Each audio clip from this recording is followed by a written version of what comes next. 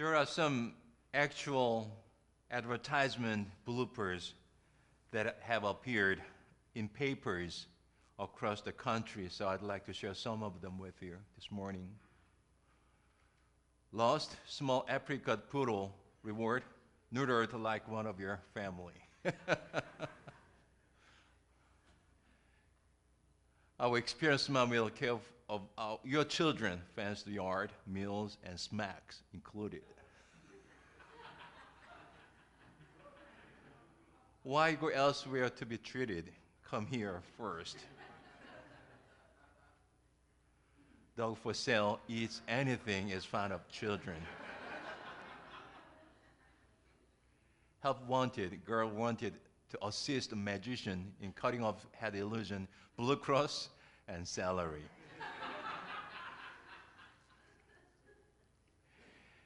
Every day we are surrounded by many advertisements on street, in newspapers, radio, on TV. There are many advertisements. The ads always tempt us that if we buy their products or services, we will be happy. People try to make themselves happy with shopping. It is not difficult to see shopping addicts nowadays. If you go to Amazon.com or eBay, it is very easy to buy something with your credit card. So people are easy to be shopping addicts. We are bombarded with consumerism. Consumerism refers to consuming materials in excess of basic needs. By the turn of the 20th century, the average worker in Western Europe or the United States spent approximately 80 or 90% of his or her salary income on food and other necessities. How about now? Many people spend their income for other than food and necessities. You might be interested in why the pastor is talking about consumerism at Reformation Sunday. The reason is that in the days of Martin Luther, the church promoted consumerism. In 1516 and 1517, the church raised money to rebuild St. Peter's Cathedral in Rome. The church began to sell indulgences. Indulgence is to sell forgiveness, pardon of punishment. The church was just selling God's grace. People were able to buy it with money. Forgiveness was for sale. Martin Luther protested against the consumerism of the church. The sale of indulgences sparked Reformation. In verse 2 of the text today, Paul says, "Do not be conformed to this world, but to transformed by the renewing of your minds." Paul asks Christians not to conform the culture, but to transform it.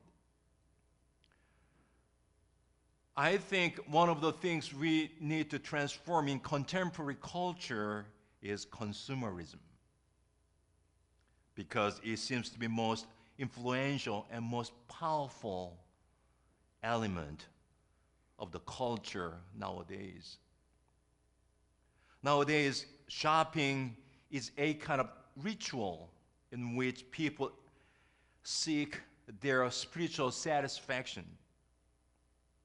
Shopping becomes the most powerful religion and ritual. People go shopping. Shopping always gives us instant gratification, so its power is so strong. Black Friday, Christmas season, it is coming soon. People will be again tempted again to buy lots of products and goods. We cannot be completely free from consumerism to be realistic. But in the face of consumerism, as Christians, we need to check if we are inundated by the consumerism.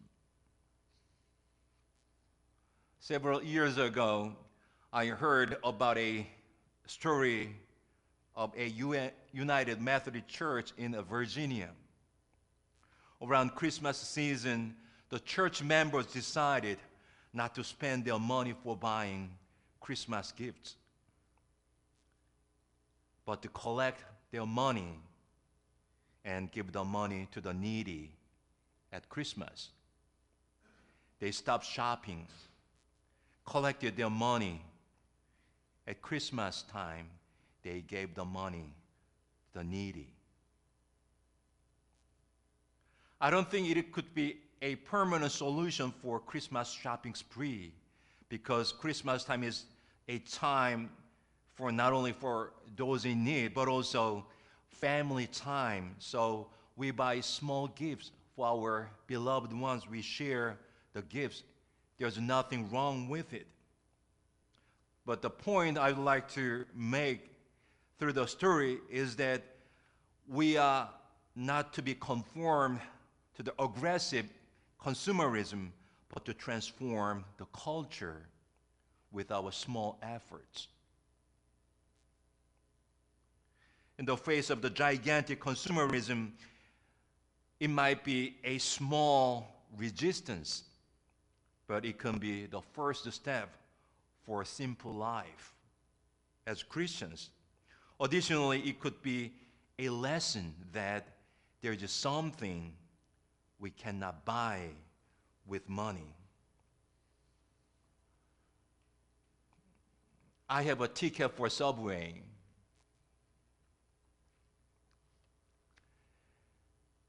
In the metropolitan area of Washington, D.C., there is a Subway.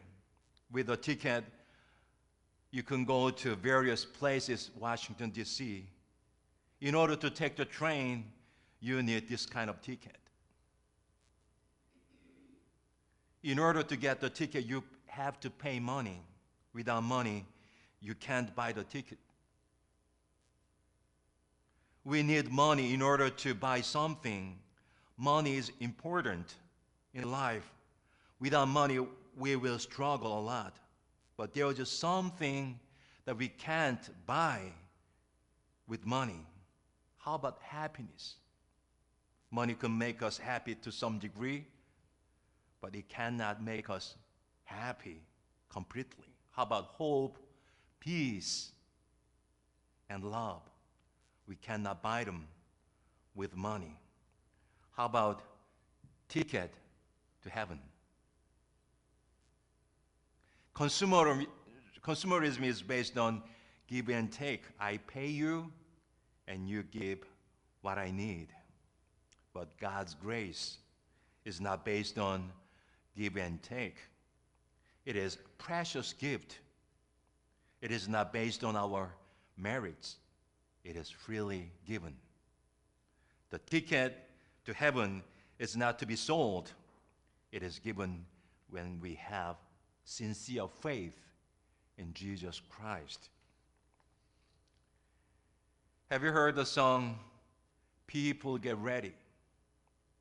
It's a song of Curtis Mayfield.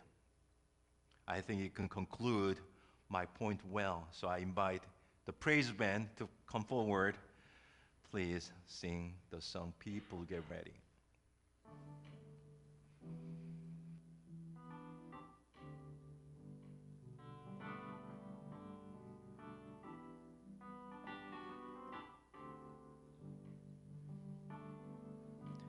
People get ready, there's a train a-coming. You don't need no baggage, you just to get on board. All you need is faith to get the diesels humming. You don't need no ticket, you just thank the Lord.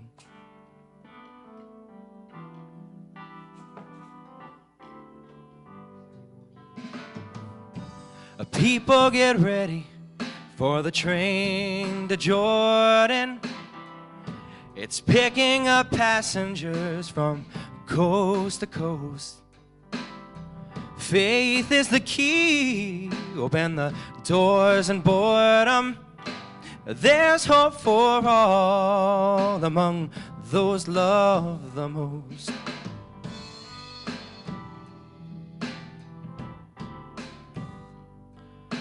There ain't no room for the hopeless sinner who would hurt all mankind just to save his own.